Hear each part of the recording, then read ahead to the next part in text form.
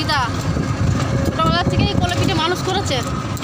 তা আমি আজকে মেয়ে হয়েছি, যদি ছেলে হতাম, যদি আমি বেশি পয়সা রোজগার করতাম, তাহলে আমি একটা মানে ইয়ে করতে পারতাম, কিন্তু আমার তো সামর্থ্য নেই। আর আমি সেই পরিবারে, আমার যে বড় লোক বারে বিয়ে হচ্ছে তাও তো না। আমি কী করবো, আমি যেটুকু পেরেছি নিয়ে এসেছি, আমার যেটুকু মানে যোগ্য, কিন্তু কিছু করার নেই। এইভাবে অসহায় মা বাবারা বয়স হয়ে গেলে তাদের যে এইভাবে দেখাশোনা বন্ধ করে দেয়। হ্যাঁ, সেই সকালে বেরিয়েছি, প্রথমে ডাক্তারখানা নাম লিখিয়েছি, তারপর আবার আনতে গেছি, এখন আবার নিয়ে যাচ্ছি। দিদা দিদার শরীরটা ভালো হয়ে যেত যদি, মানে চোখে দেখতে পায় না, একটা চোখ এখনও ভালো আছে, ভালো ডাক্তার দেখালাম। তা বলছে একটা চোখ এখনও ভালো আছে, চোখ কাটালে হয়তো দেখতে পাবে।